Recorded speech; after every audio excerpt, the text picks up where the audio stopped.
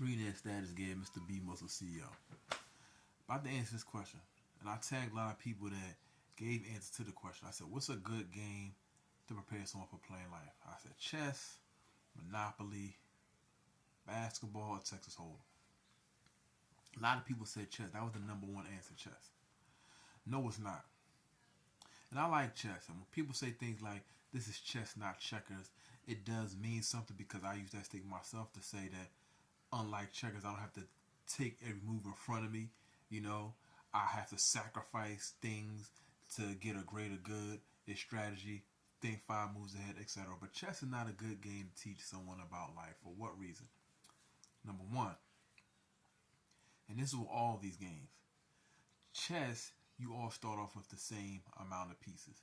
In life, you don't start off with the same resources.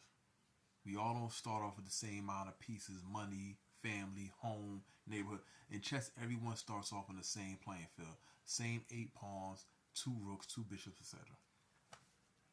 In chess, I get to see every single solitary thing that my opponent does. In real life, it's not like that. You might want to think about Battleship when you think about strategy, because when I'm playing a game of Battleship, if you know how the game of Battleship is played, I don't see where my opponent sets up his pieces at. I can't see that. I gotta just take shots hoping that I hit something. In chess, you give an order because you're the boss. You're moving your pieces.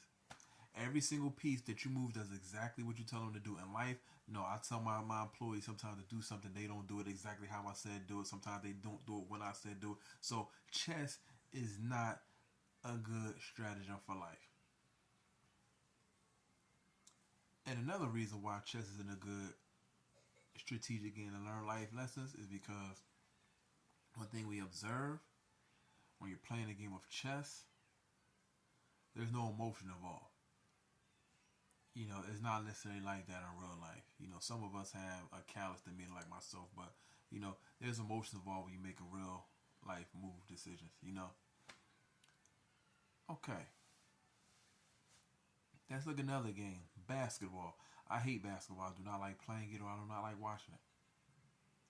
Why is basketball not a good game to learn life lessons and skills? When you play basketball, and this is why I had a problem with this liberal society that was mad at coaches who blew teams out 100-0. When you play basketball, every time you score, you have to give your opponent the opportunity. He gets the ball now. In real life, it's not like that. In real life, it isn't, I'm going to war with a different country, two countries going to war.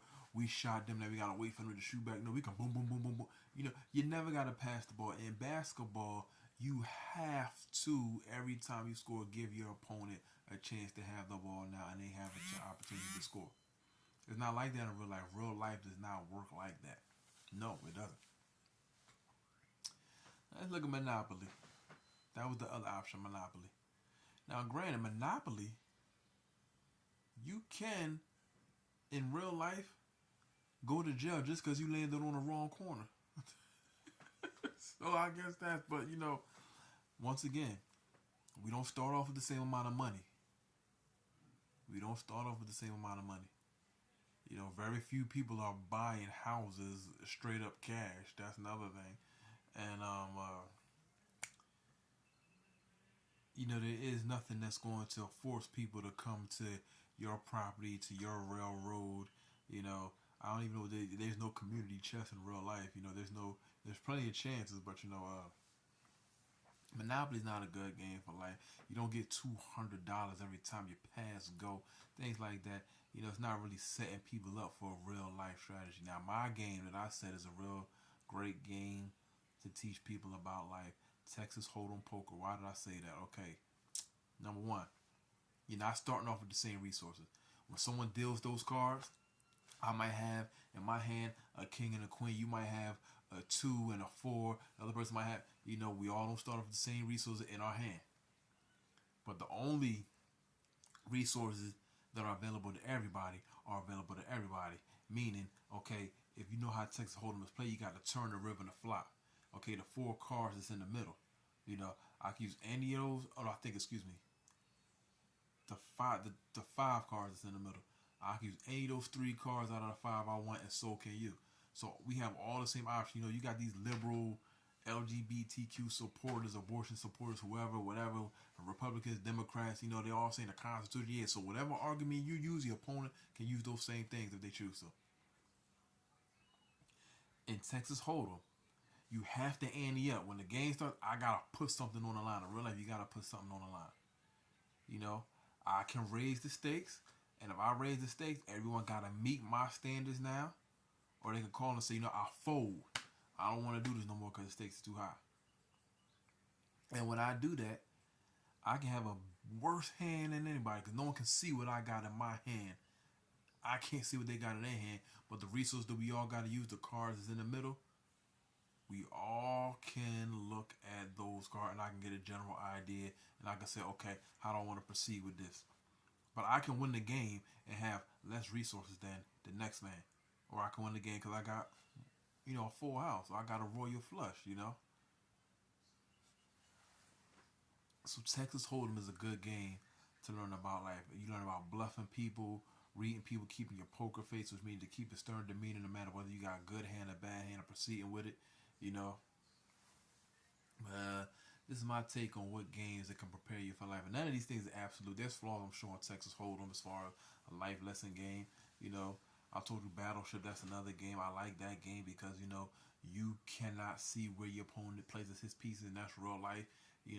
To sit there and say, okay, I know that my opponent I'm playing chess with, because chess is the number one answer. I'm looking at every single one of your pieces.